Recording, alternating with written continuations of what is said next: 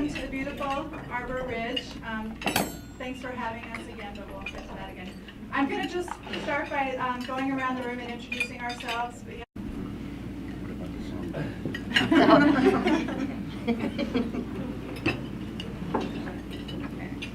Okay, so thank you everybody, and again, welcome to Arbor Ridge. I want to turn the mic over to my girl, Kim, in the back there, because she didn't introduce herself, so now she's got to come on all the way up here. Sorry about that. I'm Kim Gomez, Executive Director at the Rhinebeck Chamber of Commerce. We are very thankful that Colleen and the Rhinebeck Chamber has invited us here today, and thank Arbor Ridge folks, and here are plenty. Thanks so much for having us here. This is a beautiful venue, and we love coming here every year. I really don't have too much else to say today. I did want to just thank Justice Treebwasser for coming and also acknowledge him. He is a stalwart member who shows up to every one of my events, so I do want to thank him and acknowledge that he's here today. I just have one real announcement. The Red Hook Community Arts Network is, which was formed a couple of years ago in the town of Red Hook under the auspices of the Red Hook Chamber, is going to be hosting a sculptural exposition in Red Hook this summer. The opening for this is going to be on June 15th in the village of Red Hook. And basically they're going to be external sculptures throughout the village for 5 months for everybody just kind of do a walking tour through the village. So it's a great time to come into the village. There's lots of new businesses moving in, Margaritas being one of them. There's just a lot of exciting stuff happening. So we'd love to invite you all to join us both for the reception, which I'll have more information about shortly. It's all in formation right now. We're kind of trying to get all the approvals and things going together to pull this off, because it's the first year we've done it. So it's an exciting event. So we'd love to all have you there, and thank you so much for having us. Thank you. And speaking of art, I just wanted to congratulate Betsy Jackaruso on a really, really wonderful event last Wednesday. It was the Arlonga Hudson kickoff for the season, and the kickoff travels around to the different communities. And so this year it was Red Hook and Rhinebeck, and Betsy did an amazing job. It was a great event at the high school. It started out, and then a big party in the courtyard at her studio, and then and Vicki was a bartender. She could pour me glass of wine. But it was a real community event, and congratulations, Betsy, because I know what it took.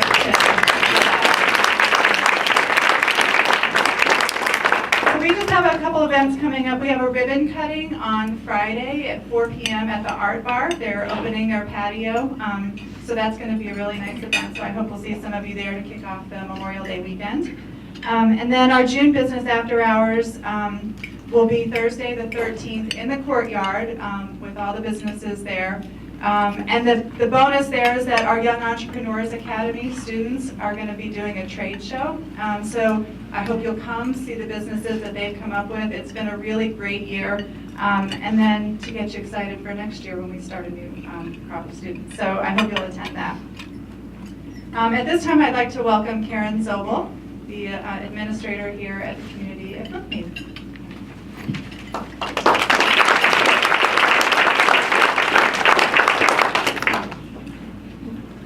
I can't run like Kim does.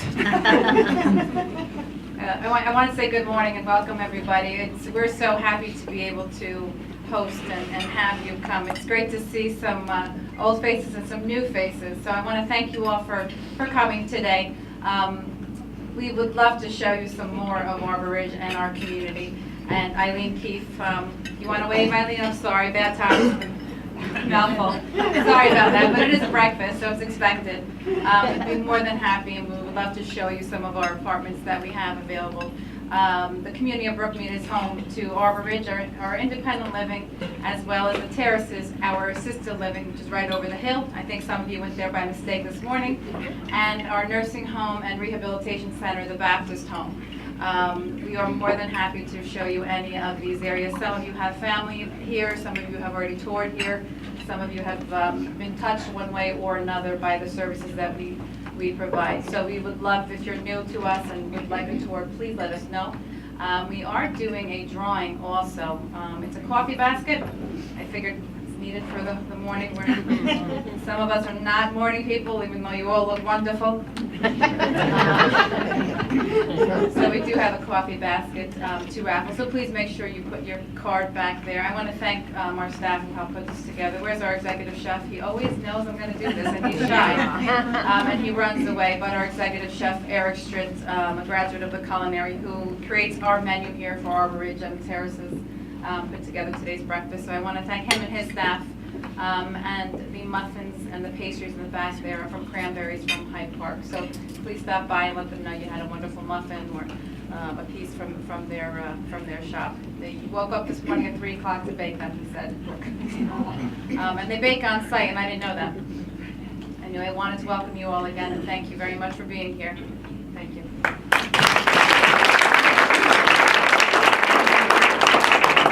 Okay, at this time, we'd like to ask Krista and Sarah to come on up and fill us in on what's coming up for Omega's season this year.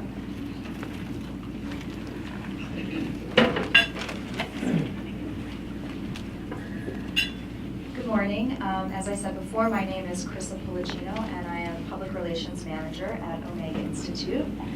Just quickly, before I begin, how many people have been to Omega before? Wow, okay. I'd like to see that. Well, first I want to say thank you to Colleen and the Chamber for having us here this morning. We have very exciting things planned for this year. We're just going to take a few minutes to tell you about some of the highlights. Just a little background about Omega. We were founded in 1977. We are a nonprofit organization, and we are dedicated to lifelong learning.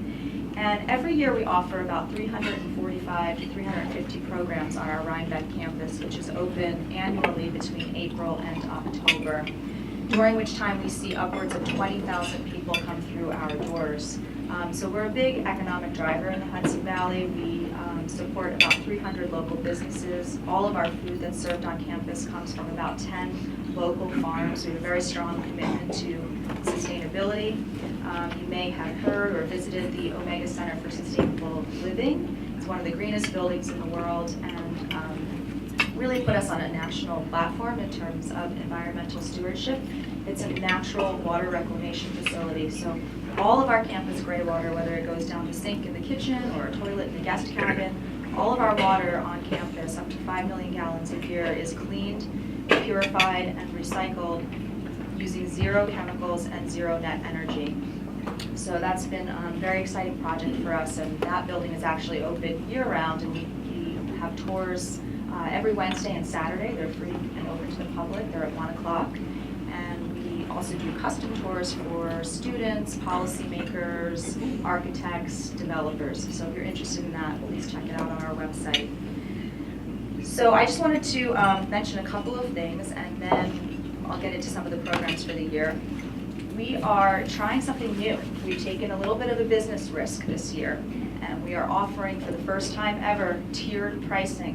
So about 25 to 30 of our programs, people now have the option of choosing the regular price, a mid-tiered price, or a highly subsidized price. And the reason we're doing that is because we really want to try to make Omega accessible to everyone. So it's been really interesting so far. Most of the research shows that people generally will choose the regular price or the mid-tier price. But of course, when you start offering, your low price is 50% of your regular price, it's a risk. But so far, we have been really, really pleased. It seems like no one's taken advantage of it. It's been really helpful for some people, and many people are still choosing the higher prices. I also wanted to mention that we offer about $170,000 worth of scholarships every year, including scholarships for veterans of any war that are dealing with PTSD, for anyone who has managed or survived breast cancer within the last 5 years, for young women leaders, and then we have a general scholarship fund as well. So there's a few different ways that we're really trying to broaden our reach and make Omega accessible. And then I just wanted to talk about some of our top programs and then invite my colleague to talk about a program.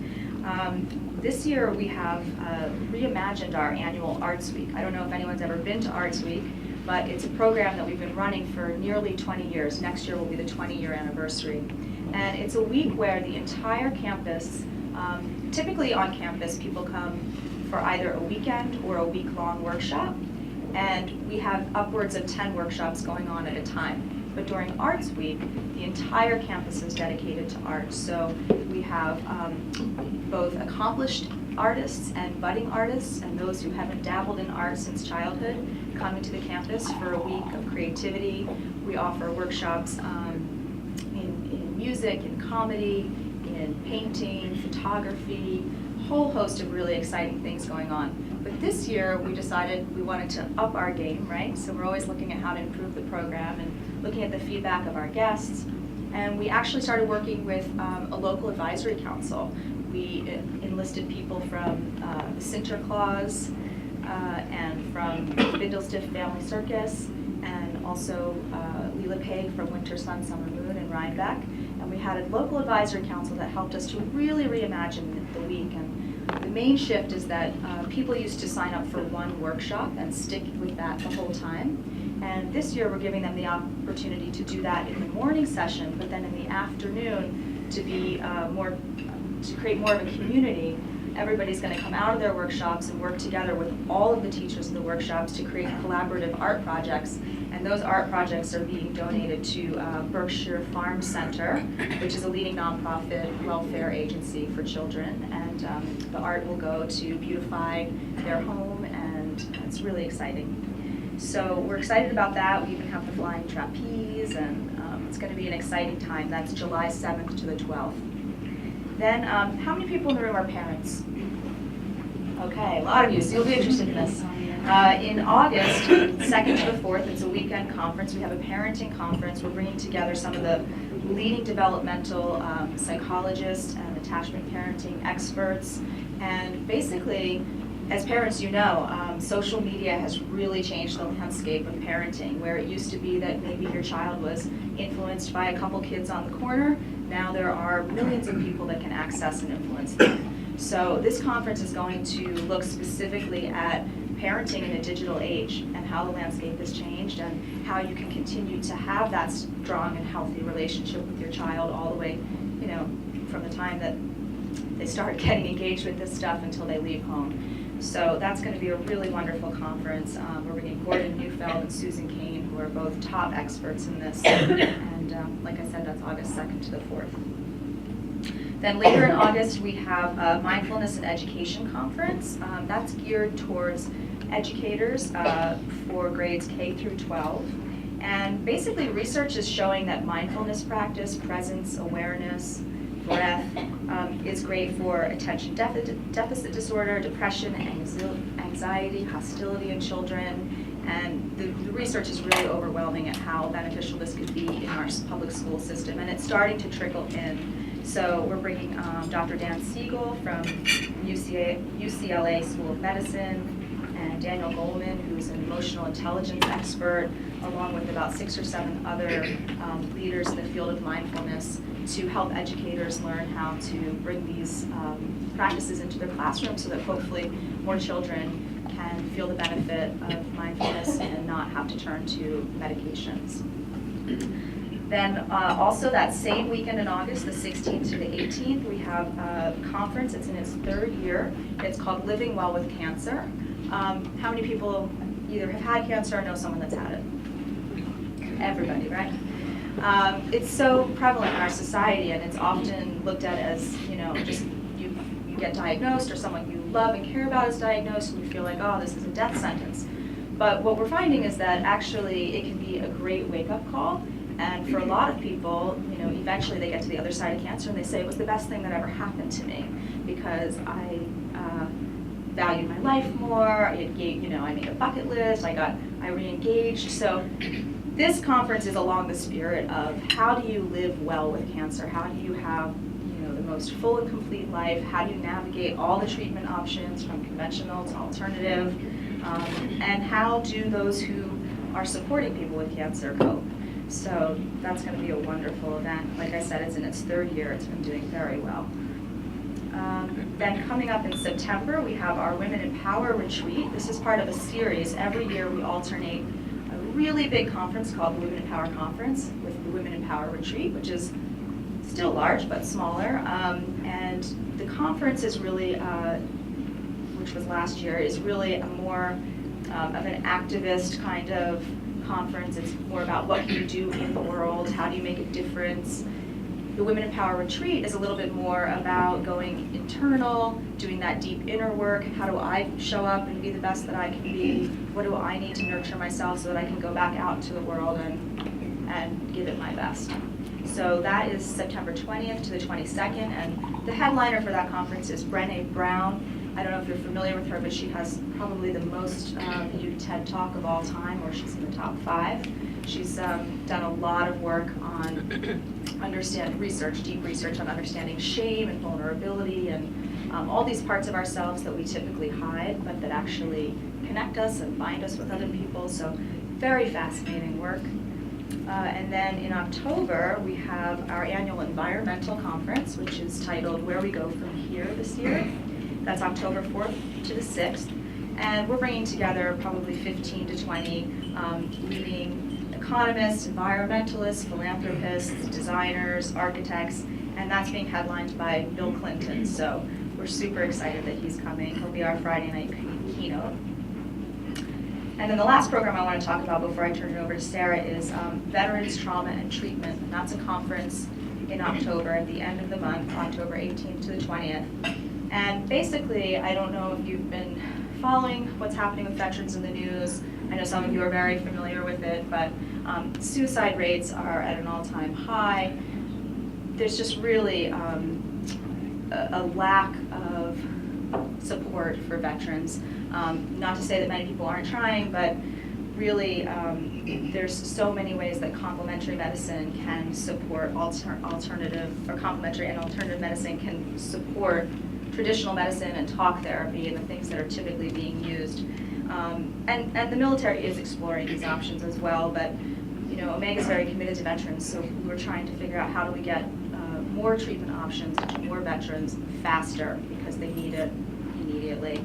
So this is really an unprecedented gathering of experts in resiliency, trauma, and the treatment of veterans. So we're really looking forward to that, and we're joined by people from the Veterans Affairs Office as well as top experts in complementary medicine. And then I just also want to mention finally that in addition to these programs, obviously these are like 6 or 7 programs out of 345, and I'd be up here all day to tell you about all of them. But we also offer rest and rejuvenation retreats, which is the simplest way to come to Omega. Maybe you're not ready for a workshop, or you really just need to unplug and unwind. You can come for as little as $25 a day during the week, or $48 for the weekend, and enjoy the beauty of the campus. It's a 200-acre campus. We have lake swimming, tennis, hiking trails, a sanctuary, a library, wonderful, delicious meals, a wellness center offering chiropractic and acupuncture, facials. So please, if you have not been to the campus before, we hope that you'll come and visit us soon. And I'd like to introduce my colleague, Sarah Trapani, who's going to talk lastly about Service Week, one of our major initiative programs that's coming up in just another week.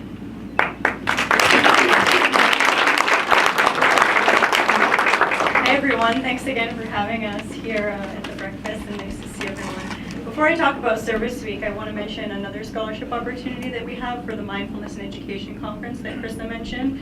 It's the Mindfulness and Education Conference, as Krista mentioned, is happening August 14th through 16th, and it's focused on K through 12. But we do have a scholarship opportunity available for public school teachers and educators from all across grade levels. That you could be a preschool educator, you could be a university level educator. So if you know any teachers or school administrators in the local school system who are interested in attending the conference, please do encourage them to check out the website and apply for that conference, because we do have a number of scholarships available, and we'd love to see lots more applications rolling in, especially from local teachers. So thanks for that. So Omega Service Week. How many people in the room work for a nonprofit? Have any of you heard of Service Week before or attended a retreat? A couple, yeah. So 2005 was the first year that Omega held Service Week. So next year we're going to be moving into the 10th Service Week, and we're very excited about that. Service Week is a grant opportunity for nonprofits to come to Omega and attend a 2.5-day retreat. So we dedicate our entire campus Monday through Friday, and it's free of charge. So a nonprofit can come to campus and access all of the resources on campus that are available that Krista mentioned, like the lake, the sanctuary, the library, but most importantly, they have access to strategic planning time. So really taking that chance to step away from their day-to-day work pressures, which those of you who work at nonprofits understand, it's very difficult to take that time to really look into what your organization's needs are and spend some time strategizing about the future, and also to reconnect to the organizational missions, because oftentimes nonprofits are under-resourced and challenged, and so sometimes it's very meaningful to take a step away and rejuvenate yourself so that you can reconnect to your organizational mission. So recognizing the burnout among nonprofits, Omega created Service Week as one of our initiatives in 2005. So it's a really meaningful program. So far, we've welcomed more than 3,000 individuals to come to Service Week and about 184 organizations. So some of the organizations that have attended in the past, mostly we do focus somewhat on Mid-Hudson Valley organizations, and we have meaningful support from the Dyson Foundation to support the Mid-Hudson Valley organizations that do come to Service Week. But we also welcome a number of national organizations and organizations from the tri-state area, like Planned Parenthood, American Red Cross, Teach for America, we've had Nature Conservancy, we've had UN Development Program, and we're finding it's really a meaningful experience, and nonprofits are finding that their time at Omega sustains and carries with them, and they're really taking a piece of Omega home with them. So this year, Service Week is coming up on May 27th, and so this year we've already filled the docket. We've got 27 nonprofits coming. We've got about 50 to 70% organizations from Mid-Hudson Valley. Some samples of organizations coming are the Dutchess County Arts Council, Northern Dutchess NAACP. We've got Rethink Local from Beacon, and we've got Family Woodstock. We've got, TMI Project, and a number of other really wonderful organizations. So if you have any questions about it, you can certainly ask me and Krista, and it's a wonderful project, so thank you.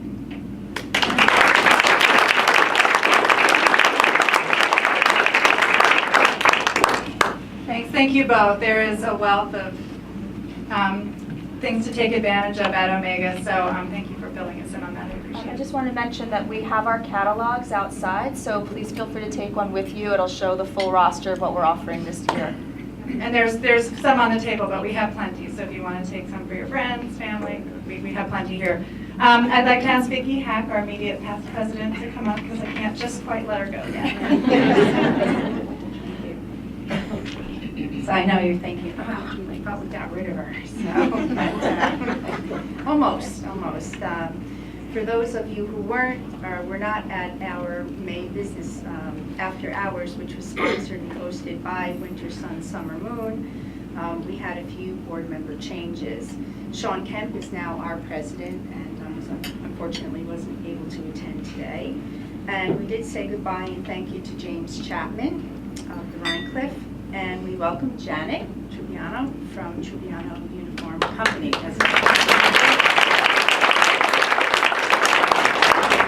I would like to also thank our sponsor, Rhinebeck Bank, and invite Carol Gordon to speak. And Carol is also a board member for the Community League Foundation. Carol Burnett. Sorry, that's Carolyn Burnett. Good morning.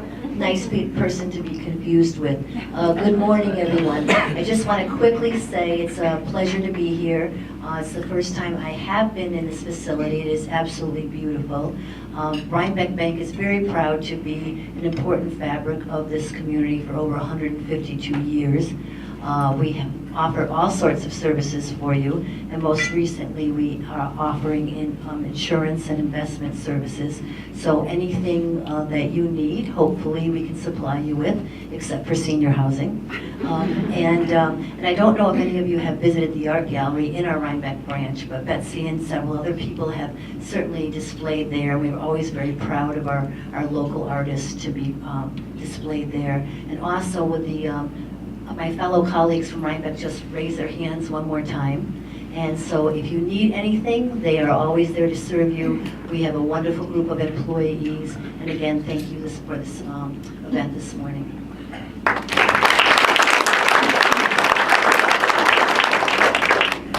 Rhinebeck Bank has been a remarkable sponsor of the Chamber and is always committed to supporting us and helping us. We appreciate that. I also just wanted to congratulate again the Rhinebeck Performing Arts Center. That's a wonderful gift to have received. I can still remember serving strawberry shortcake under a tent many, many years ago. And it's wonderful to see what's happened. And also your recovery from the flood, too. And since also Omega, I've had the opportunity to go there. I've gone for both the retreats and the conference for the Women's Leadership Center. If you can spare a weekend, and it's just not for women only, there are a couple of guys, moving around. It's very energizing and kind of resets your button as far as that weekend is concerned. So now I'd like to introduce our featured speaker, Lou Paradise, born in 1902, from Topical Biomedics. Pain management specialist Lou Paradise is president and chief of research of Topical Biomedics, Inc. in Rhinebeck, a decorated U.S. Marine Corps veteran. He frequently serves as an expert speaker on the use of natural medicines, conducts pain management seminars, and participates in advertising or addressing, compliance issues related to regulated natural medicines as a member of the American Association of Homeopathic Pharmacists. Welcome. Thank you.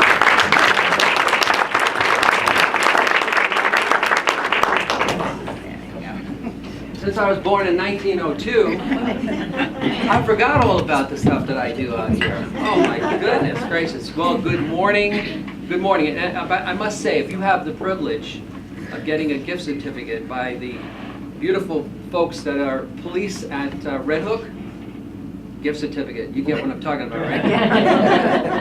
You go into this gentleman's courtroom. I'm going to say that you will never see justice served better, with more class, distinction, and style, and people learning why they did what they did and what they should do to prevent that to happen again. So thank you so much, Justice. So appreciate it. And there's a little secret. You may want to close the door and dim the lights because there's a special family and friends Rhinebeck loan that we can get just here. No, I'm sorry. I'm sorry. But let me give credit where credit's due. If it wasn't for Rhinebeck Savings Bank, this is 20 years ago or thereabouts, we would have no business. They were the ones who stepped up when everybody said no, no, and homeopathic what? Hell no. So thank you, thank you, thank you. All the things that define us, where we come together to do things that are meaningful, purposeful, making a difference, cannot be better reflected, I believe, than all the people in this room. The diversity of this incredible group of people, professional, all the things that the government is doing to help all of us small businesses out here, all the rhetoric about we're the engine, we're the driver of this great free economy. And of course we know that we got it. That means you just better go out there and keep fending for yourself, buddies, because that's the end of that deal. More diverse people, people from the arts, people from medical, people from natural, people from the financial services, everybody in between. There's not, I don't think that we could be any more fortunate, I say this personally, than to be amongst our friends, a lot of the people that we know, and the people that we're coming to know, and thank you very much for allowing us the privilege to do that, to be here amongst you this morning. I also want to say for a moment that as much as all of the things that we're going to be doing, is a pleasant event, to say the least. And Colleen, thank you so much and all the folks that went into organizing this, because otherwise we wouldn't be here.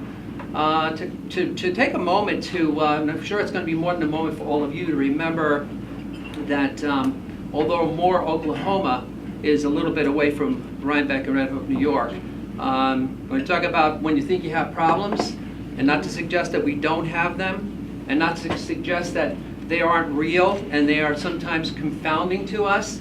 And I got a whole bunch of problem solvers in this room, so we know what it's like to roll up your sleeves and get it done. Keep them in mind. Keep their, their in your prayers and your thoughts.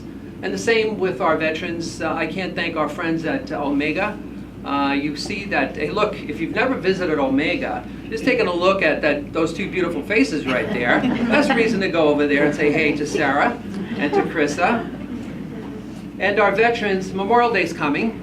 It means a little something different to me always. As a Marine Corps combat veteran, Vietnam, 2 rotations, helicopter combat, medevac rescue missions there early on in the war, which galvanized why I do what I do. I found another way to serve my country after I'd gotten out of the war by doing what I'm doing now.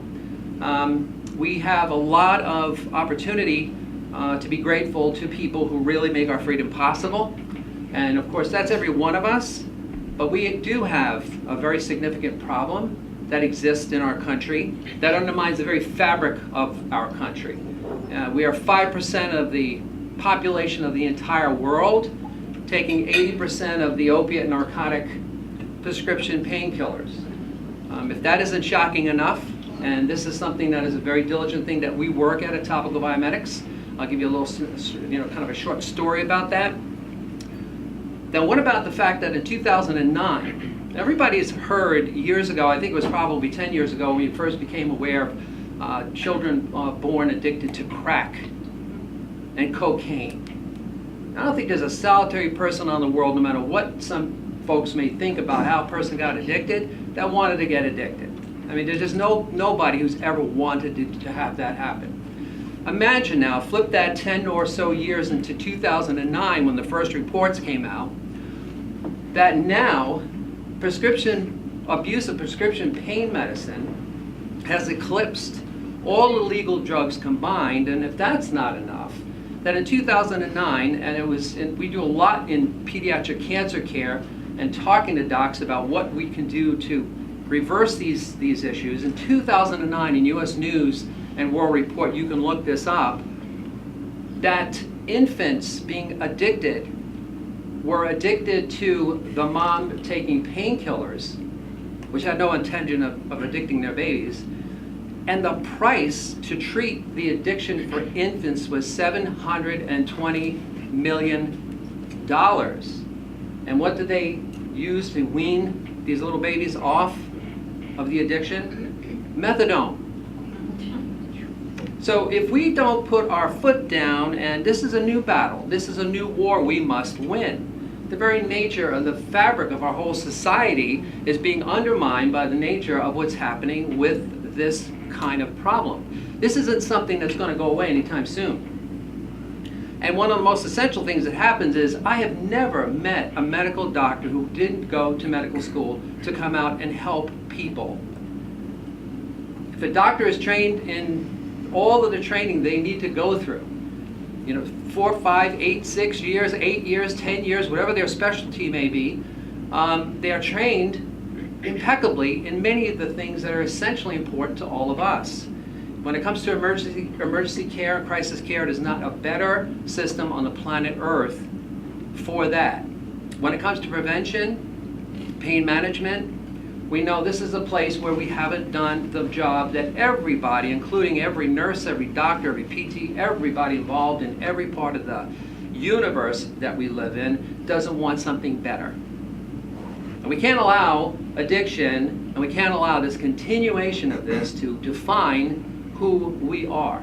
This is a very significant challenge that requires us all to do something to help and reach out to people.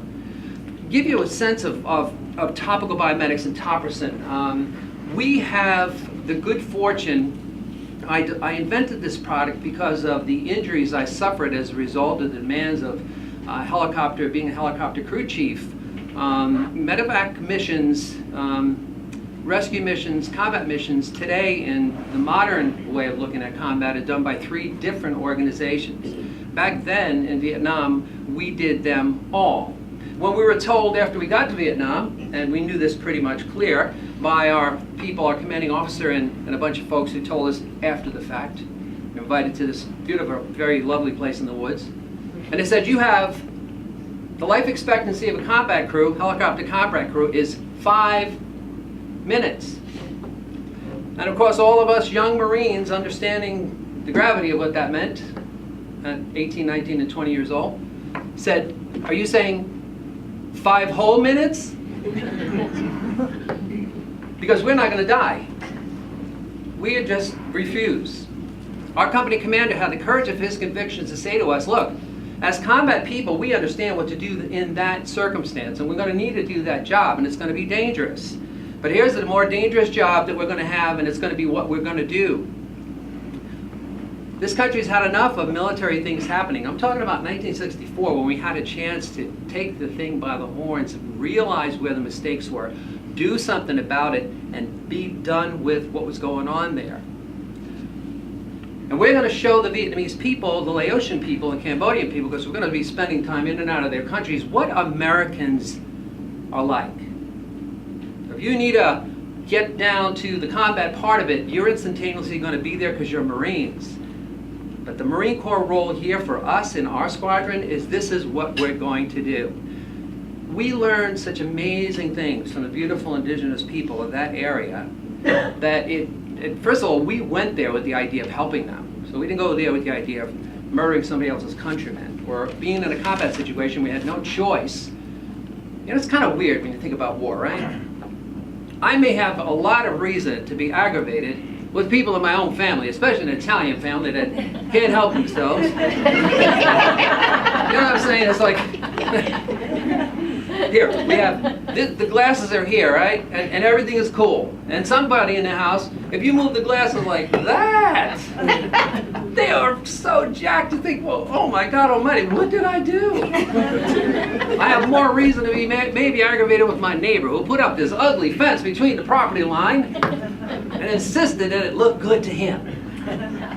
So here we have to go and kill somebody we don't even know, that don't know us, have no idea the kind of spirit that we're bringing, that we care about what's going on. And yeah, we're going to defend ourselves, and yeah, we're going to be on an operational situation that matters, but it can't be this about just expunging and eradicating people like they're something other than human beings.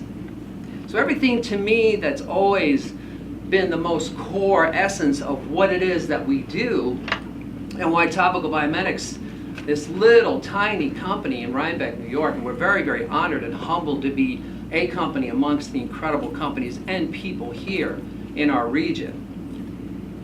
We have transformed the way doctors, who are dear friends to us, and we're talking about some of the most scripted-minded, conventional people, conservative people in a lot of cases on the planet Earth.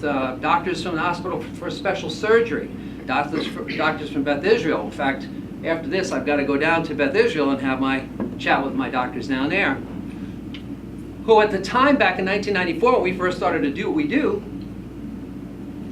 if I mentioned the word homeopathy, I might as well said, ladies and gentlemen, there's a homicidal maniac loosed in your fine institution. Because holistic doesn't have all the answers, conventional doesn't have all the answers. The people in the middle, the patient, the individual, the person we want to keep healthier, all those preventive programs we talk about, all that adjusting programs. When we talk about cancer care and how many people, I think there was a pretty good indication you have a whole bunch of people that had cancer that you know. Any cancer survivors in the room? So, well, God bless you. God bless you. So talking about cartwheels, now that means something right here. We've had this work in neuropathic pain, nerve pain, if nobody's heard of chemo-induced neuropathy or diabetic neuropathy, it's nerve pain. To just give you a sense of this, person's got cancer. The body really deals with cancer and the cold exactly the same. It's just that if your T cells and your immune system aren't where they're supposed to be, you only got cancer cells that our body's dealing with every single day. There are things that allow the cancer to take a foothold, which is where we could do something better from a preventive point of view. I've had people say to me, Lou, I could take all the surgeries I have. We had a veteran, an actual Air Force major who's retired, who got cancer from being exposed to lots of radiation. He's had probably 8 or 9 operations. He said to me, I could take the operations. I could take some of my organs being removed. I could take all of that. But what I couldn't stand was the effect of chemotherapy and what it had on creating chemo-induced neuropathy.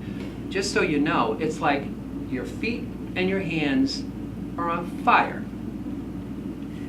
So imagine how that person might feel at that moment in time. And he said, I got Topricin and I was really angry with my wife for spending any money on another topical, especially some natural damn thing. How's that going to help me? He said, and he started to cry on the phone. I mean, it just bowls us over. He's saying, he said, I was going to do myself in. For all the stuff I've been through, I couldn't stand this form of pain. I don't know if you know this or not, but chemo-induced neuropathy is 70% of the people will almost always stop their cancer treatments. That's how bad and how significant. Nerve pain is miserable. Imagine, he says to us, I use Topricin, that stuff right there, I made that, I can't remember, in 1902, what do you want me to do here? Whoever it is that comes to the point of hearing on the phone someone who's saying all those things to you, and he said in 20 minutes, it sounds crazy like a miracle, and the products are not miracles, the body is the miracle, thank God. 20 minutes, this agony, this pain, this me considering what I was going to do, to how I was going to kill myself. It wasn't a matter if I was going to do myself in, I was going to. Pain is gone. And he was flabbergasted on the phone. And I mean, if we were, a company that had tons and tons of money, we'd be giving this stuff away just for that purpose alone. I heard people who say, my child, cancer care, leukemia, and suffering, all kinds of different things that were happening with this child, and the aches of the skin, and the sensitivity of the skin, and everything. Used your product, and just like the child begin to smile, and then finally fall asleep. We have tons of stories over 20 years like that. This kind of adversity, this kind of challenge keeps us going. Because this is what defines who we all are. You've got to know, some maniac speaking in front of you that was told that we have a 5-minute life expectancy in helicopter combat service, decided with all of the people who we were with to stay there for 2 rotations, not because we are brave and heroes, because we had a job to do. We were going to either live doing that job or we were going to die doing that job, but somebody had to make that kind of commitment to make things real for those amazing people on the ground, where too many colonial interests have poked their nose in there and made a mess of that country and the region. And all the things that go on within the framework of what happens for all of us in making a difference in people's lives matter obviously to everyone, because we entertain people here. God bless you guys. You're so sneaky in how you make people laugh, make them cry. We do things to physically bring people through the worst kind of scenarios. And we make it possible because we care enough, we dare enough to do something bigger than who we are, and be grateful and give credit to that and not ourselves. We had a population down in Durham, North Carolina, of a veterans group at the VA Medical Center. A lot of really good people in it. The system is still jacked. They're trying to do the very best they possibly can. And when we got down there, 90% of the outpatients were addicted to all kinds of opiate medication. I'll just give you a scenario situation. This person's addicted. They're half in gaga land because they can't think straight. They're pretty miserable about a lot of things. I certainly can appreciate that more than I can even begin to tell you. So now they're going to be treated with depression, not in therapy, not a full therapy, but just another script.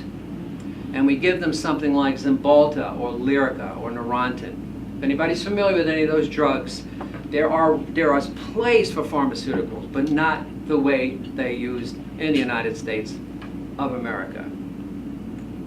And Cymbalta, Lyrica, and Neurontin. The two profound side effect profiles, unfortunately, for Lyrica and Cymbalta, and you've had to see one of those commercials on television. And if you're a news junkie, you might wind up getting addicted to stuff because, God almighty, I mean, you know, they're peddling, oh God, I'm going to be able to play basketball. I'm going to be able to play the piano. Even though I had no lessons, I could just get up and do these miracles or whatever the heck they're talking about.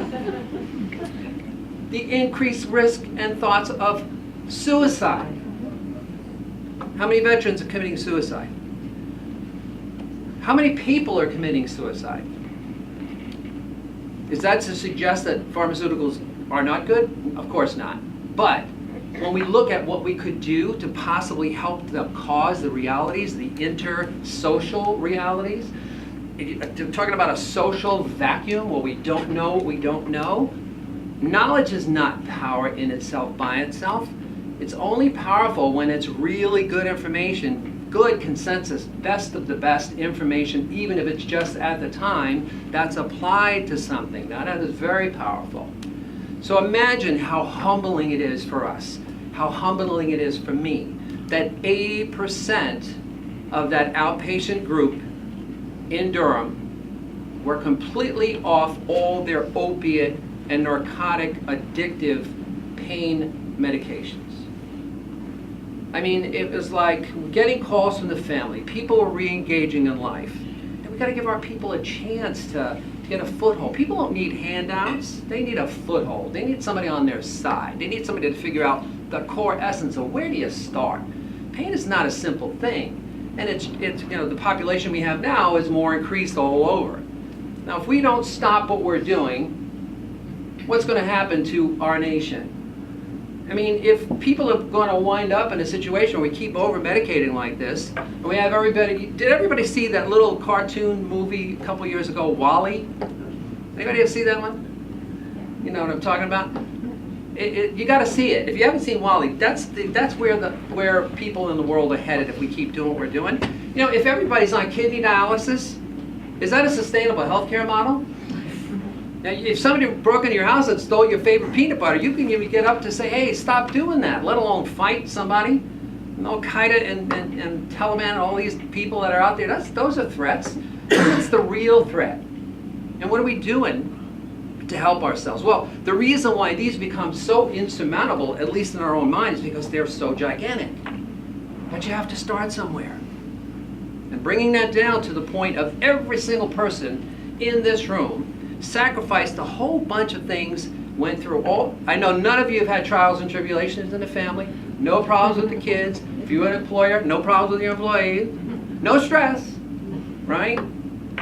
Did all the things you did to hammer out an opportunity to live your life on your rules, on your terms, to be here right now, in spite of having any kind of even what have been considered the death sentence disease, and do even more as a result of finding who we are by having a choice and making sure everyone has the choices that we have. There's nothing to me more sacred than people, relationships, and what we're doing here to help one another, and it's evident in this room. Everybody in this room is doing something for someone or something together. The networking isn't just a word. It's an extension of who you are. It makes your life better. It's an extension multiplied of what you do for services and products you have to offer to the public. It's always kind of crazy for us. We got fans all over the place for Topricin products, homeopathic healing agent, not a pain reliever in the sense of the standardized looking at symptoms, but looking at causes and how the body physiologically can heal itself. And they say, they meet us and they look at the thing, and or they're at some place where we've got our badges on, you know, Rhinebeck, New York. They said, wait a minute, I live in Red Hook. You guys are from Rhinebeck? I've been using your stuff forever. I didn't know you were right there. Isn't that true? How many people visited Omega? A bunch more than we thought, right? You got reason though. Look at them faces I'm talking about. You gotta visit there. So everything that we do, everything we can possibly do to make the world a better place, we just know that's what we're supposed to do. Is it about, if it's only about the money, take a look at some of these rich, fat cats out there, with all due respect. I'm not saying everybody, because we've got some people out there who are philanthropists, who understand what's going on, and they're giving back major. This kind of thing, it's kind of cool that that's happening. But are they any more happy? I mean, really? Is it money? I mean, all I know for sure, and I'm Italian, so I'm a little slow about stuff, especially being born in 1902. Can't remember what I just said. Damn, it's hard. You can't take it with you. So why aren't we doing more about the things that happen, just from a practical thing of being, say, wait a minute, where can we remember and do something about it? Don't complain about what the government's going to do or not. I wrote a thing, I just wrote a thing, I got to tell you, it sounds foolish and silly on my part to do this, but I wrote to Charlie Schumer and said to him, I can't understand for the life of me why grown men and women will define themselves as the gang of 8. You know what I'm saying? It's like, I came from the streets of New York. Is how much gang violence is there in our country? Grown men and women. It was our gang, and they all kind of, need a little more our gang fix. Maybe they call them our gang of 8. Maybe I wouldn't be so unhappy with that. But the reality is a lot of this stuff's going on that's just silly. And we don't have time. We don't have the luxury of time anymore to check and balance these things. At the end of the day, we get invited down to places like Beth Israel, Hospital for Special Surgery, Johns Hopkins, Mayo Clinic, and we're making what we feel, just by being modest and humble, we're making this kind of a contribution. This little molecule, doesn't seem like much, except that little molecule, little ember, became a nice fire that started to burn in the consciousness of people that we don't have. Don't think about it because it's homeopathic. Think about it, does it work? Does it help a patient? So here we are, 20 years later, mandatory post-surgical treatments for the majority of their patients, getting their patients better in less time, better outcomes, less medication. We found out the statistic on OxyContin, especially being a drug that can be used in palliative care, end of life, incredibly important for things that we can do, and there's more we can do there. We found out that if you use topicin before and after surgery, you can reduce the need or the opportunity for a patient to have a need or desire to have an opiate. If we put that person on one round, not us, but the doctors, one round of Oxy, or Vicodin, or Percocet, or Loracet, or a ton of other medicines, and they go to 1 or 2 days, they're probably well within the framework of not having a problem with addiction. It is astounding. By day number 5 with OxyContin, the patient almost always is showing signs of addiction if they're not completely addicted, and need to be withdrawn off that drug. 5 days. How many people get the prescription for Oxy for just 2 days, 4 days, when you go in and get a script? Why are so many people addicted? How can we help to prevent that? I'm not suggesting that topicin and topical biomedics is the only answer. That'd be foolish on my part. We begin the argument that says we have to start somewhere. If we can prove to ourselves, just like every one of you did every single thing, to start somewhere. Unravel this complication by starting somewhere. I know people can eat a whole pizza, like right now. You know what I mean? We've got some big boys that we know out there, Italian land, and plus a whole bunch of other folks that become fond of stuff like pizza. Not good for you, but I don't want to tell them. How many Italians are here? Oh no, don't listen. My family would kill me if I said that in front of them. But they have to eat it one slice at a time. Oh no, wait a minute. Joey and Nikki, gotta double them up. No, I'm sorry. So in any event, I am very proud, I'm very humbled to be a part of this fabulous community, to be a part of what's changing and transforming. This, natural medicine and the evolving of good thinking, not just natural medicine, but the natural conventional, building the bridge between these fabulous communities is what we're all about. We're interested in patient and doctor relationships. We're interested in better outcomes. We're selfish because I have children, like all of you, and we have 6 grandchildren as well. Did I get that number right? And if it wasn't for that lady right there, Aurora Paradise, sounds familiar name, right? I remember you. I was having a moment there. If it wasn't for her, we'd have no business. Because from an administrative point of view and the internal operational point of view, we'd have no business. So we're making great accomplishments, and I wanted you to know how humbled we are that, you know, from the Hudson Valley is where most of these thoughts, let alone ideas, came from. Omega, when they started, could you imagine the kind of things they were trying to do and attracting people to that organization that has grown, how many years? 36 years. So for everyone here, I want to sincerely thank you for every contribution you've made. If it's just as simple as putting a smile on somebody's face, if it's just as simple as the idea that we can actually do, the impossible should mean a call to duty. That means, you know, then we got a 50-50 shot at it. Impossible. Good. I'm glad. We're going to die. 5 minutes. Fine with us. What do we care? Because we can't go home, you know, with our tail between our legs, not helping somebody. So everything that you do, every single thing, and if you've never been thanked and somebody said, thank you so much for being you, for doing what you do, for caring enough and daring enough to come to work every day, to be at work, to innovate, to do the things you need to do or want to do. I want to sincerely thank you for that.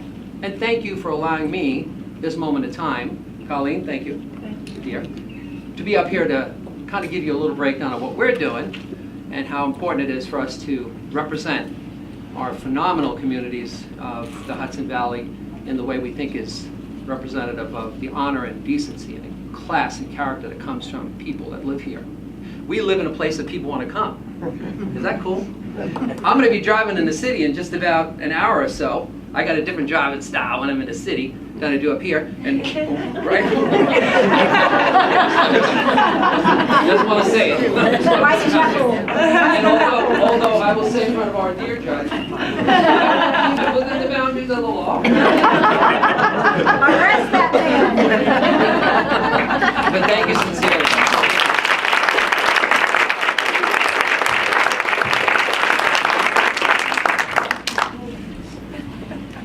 Thank you very much, Lou and Aurora, for sharing your story and also for starting our day off in a very positive and uplifting note. I think we can all take away a lot from what Lou shared with us today. So now we've got some goodies, 50-50 drawing, and also some door prizes. Okay.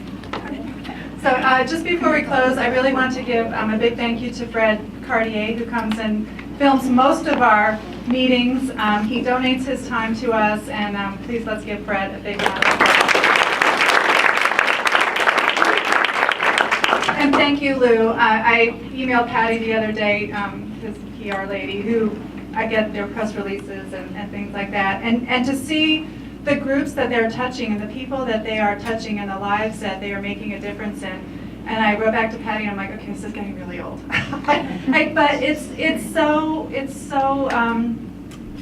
know, heartwarming because they are right here, right in Rhinebeck, and they're putting us on the map in a much different way than say the Clinton wedding did, or you know, just but who we are as a people, the things that we care about. I think it's a great reflection, and I'm so proud that you're chamber members and they're very supportive of us. So one more round of applause for everyone. And Lou, where can everybody get Topperson locally? And, oh my goodness, I was going to say Northern Ledges, they're not there anymore. Yeah. The health food store, Red Hook Naturals carries it. Let's see, in Hyde Park, Mother Earth carries it. Great, okay. You go on the good. website, you can see all the locations. Yeah, and they have, I mean, get it for people that you love. It really is wonderful. They have gift baskets for Mother's Day, Father's Day, things like that. So take advantage of having them right here. Okay, so we'll do a door prize drawing first, which is your red tickets. And we have a great bag, compliments of our sponsor, Rhinebeck Bank. Rosemary always puts together really wonderful things, so thank you very much. We'll let Jeanette.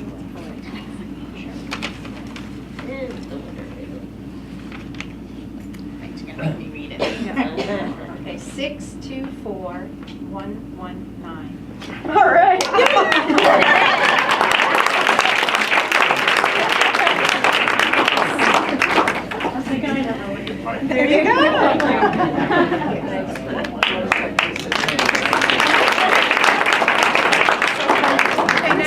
50/50, and for those of you that don't know, the 50/50 money goes to our scholarship fund. Our committee meets tomorrow to award our scholarship for this year, so we give it to a Rhinebeck High School senior who's going on to pursue a degree in a business-related field. So have a judge.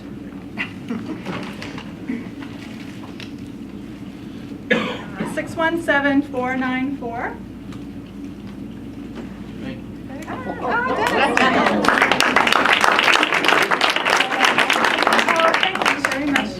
The other tables might as well go home, we're getting old. He's donating it right back. Okay, and then Kathleen, are you going to draw the card for your copy card?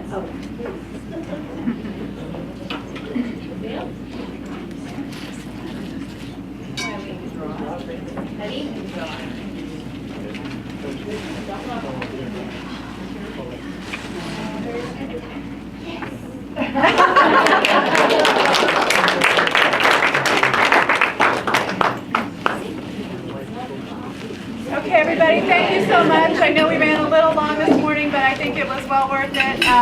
Thank you again. We'll see you tomorrow at the center, Friday at the Art Bar. Okay?